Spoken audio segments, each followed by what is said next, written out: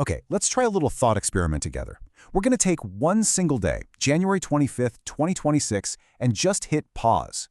By looking at everything that happened in that one 24-hour window, can we actually understand the story of our world? Well, let's find out. So what are we working with here? 15 distinct headlines, pulled from news sources all across the globe. You can think of each one as a single, kind of random puzzle piece. Our job is to see if and how they all fit together. And here's the kicker. Every single one of these events, from diplomatic meetings to massive natural disasters, they all happened within the exact same 24-hour period. So this brings us right to our big question. When you lay all of these seemingly disconnected events out, side by side, what kind of hidden story starts to take shape? What is this one ordinary day really telling us about where we are as a planet? Now, to make sense of all this, we've bundled the day's events into 4 big themes. We'll start with the push and pull of global tensions, then we'll look at where power is in transition, witness a world of extremes, and finally, we'll check society's pulse. All right, first up, global tensions and talks. This is all about how nations talk, compete, and yeah, sometimes how they fight. And wow, right out of the gate you see this huge contradiction. Over in the UAE, peace talks for the Ukraine conflict are finishing up, a massive effort in diplomacy. At the very same time, Israel is kicking off a large-scale military operation in Gaza. So you've got diplomacy and force happening side by side, shaping the world in real time. Of course, things aren't always so black and white, just war or peace. Take a look at Syria. On this day, Syrian authorities and Kurdish-led forces agreed to extend a ceasefire for 15 days. And the reason? Well, it's actually super practical. They needed to safely transfer ISIS detainees. It's this small, fragile moment of cooperation in the middle of a really complex and long-running conflict. Conflict isn't just about armies, right? It's also about money.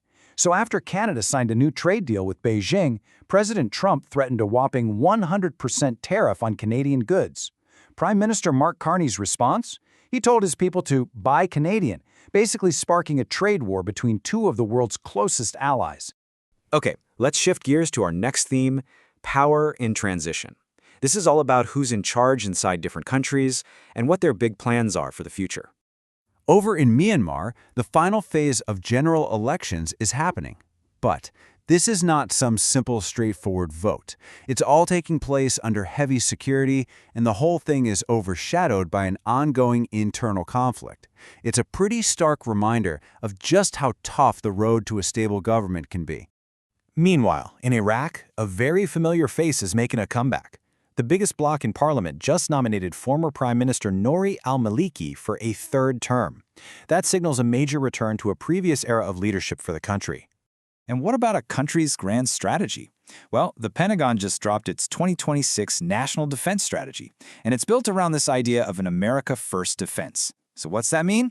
It's basically a huge pivot toward focusing on U.S. national interests and security at home, even if it means stepping back from some international commitments. And this new strategy speaks directly to other world powers. This quote, for instance, shows the new thinking on China.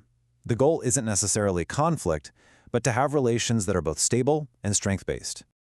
Okay, from the world of high-level strategy to something much more raw. Our third theme looks at a world of extremes, where people are dealing with the sheer power of nature and some absolutely tragic accidents. In the United States, a massive winter storm has basically paralyzed huge parts of the country. Just look at this number. Nearly 900,000 people are left without power. Over 10,000 flights canceled. It's a gigantic disruption. But the thing is, the U.S. wasn't the only place getting hammered. On this exact same day, a huge landslide claimed lives in Indonesia. Severe storms were causing floods in New Zealand, and a terrible fire broke out in a mall in Pakistan. It was a truly global day of disaster. And we just can't let the human cost get lost in the headlines. In that mall fire in Karachi, Pakistan, the death toll climbed to 67. Every single one of those numbers isn't just a statistic. It's a life, it's a family, it's a story that was cut short. But the story of a day isn't just about conflict and disaster, right? It's also about people. For our last theme, let's take society's pulse and look at stories about health, progress, and just humanity. Amidst all the chaos of the day, we also mark the passing of a true giant. Dr. William Feige, the epidemiologist whose brilliant strategy led to the complete wipeout of smallpox, died at the age of 89. His legacy is just an incredible testament to what we can achieve when we work together. You know, Dr. Foja's life's work was about protecting us from a biological virus, but his legacy kind of begs a very modern question. In today's world, what are the new viruses, the new threats, that we need to protect the next generation from?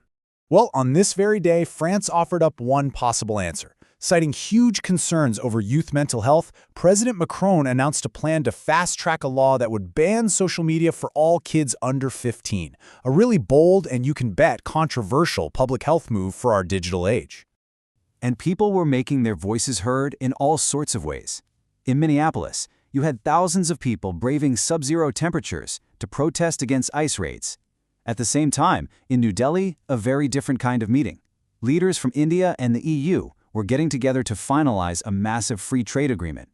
One is a protest, the other a partnership, but both are shaping the world we live in.